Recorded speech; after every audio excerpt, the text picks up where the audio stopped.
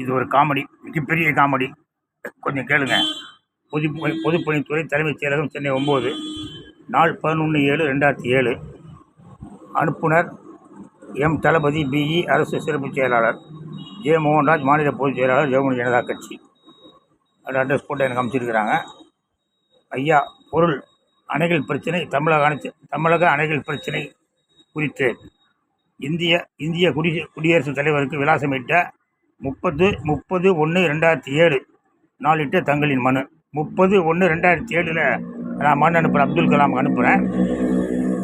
அது என்னன்னு சொல்லி அமைச்சிருக்கேன்னா, இந்த 3 அணைகள் பிரச்சனையினால் இந்தியாவின் ஒருமைப்பாட்டுக்கு மிகப்பெரிய ஆபத்து ஏற்பட்டிருக்கு அப்படின்னு சொல்லி லஸ்ஸில் உட்காந்து ஒரு 2000 பேர்கிட்ட கையெழுத்து வாங்கி அந்த கையெழுத்தெல்லாம் கையெழுத்து இயக்கம் நடத்தி, அதனால் ஐயா அப்துல் கலாம் அவர்களே உடனடியாக இந்த அணைகள் பிரச்சனையை தீர்த்து வைக்கவும் அப்படின்னு நான் சொல்லி அனுப்புகிறேன். அவர் என்ன பண்ணியிருக்கணும், அவர் பிஏ ஒருத்தர் இப்போ விஜய் கட்சியில் போய் சேர்ந்துருக்காரு. வெள்ளச்சாமியா பொன்ராஜான்னு பேர் தெரியல எனக்கு. அவர் அப்போ அங்கே இருந்திருப்பார். அவர் என்ன பண்ணியிருக்கணும், உடனே அந்த பெட்டிஷனை தூக்கிட்டு போய் அப்போதைய பிரதமர் 2007 யார், மன்மோகன் தான் இருந்தார்.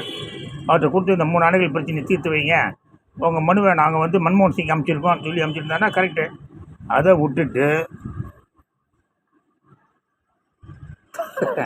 தமிழக அரசு அமைச்சிருக்காங்க. இங்கே மணல் கொள்ளையில் தான் குறியாக இருப்பாங்க தவிர அணைகளை பற்றி அவங்களுக்கு எங்கே கவலை. அவங்களுக்கு காவிரி, முல்லை பெரியாறு, பாலாறு போன்ற பெண் மாநில நதிகள் பிரச்சனைகளுக்கு தீர்வு காண்பதற்காக அனைத்து முயற்சிகளையும் இவ்வரசு மேற்கொண்டுள்ளது என்பதை தங்களுக்கு தெரியப்படுத்தப்பட்டுள்ளேன்.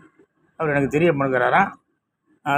செயலாளர் பொதுப்பணித்துறை, சென்னை 9. இப்படி தான் இருக்குது நம்ம நாட்டு நிர்வாகம். ஜனாதிபதிக்கு பெட்டிஷன் அமைச்சா, ஐயா அணைகள் பிரச்சனை இந்திய ஒருமைப்பாட்டை மிரட்டிக்கிட்டு இருக்கு, நடவடிக்கை எடுங்கன்னா அது பொதுப்பணித்துறைக்கு தான் சேருது. மணல் கொள்ளடிக்கிறவங்க, தண்ணி கொள்ளடிக்கிறவங்களும் சேருது. இவங்க தான் அணைகளை காப்பாற்ற போகிறாங்களாம், இந்தியாவை காப்பாற்ற போகிறாங்களாம்.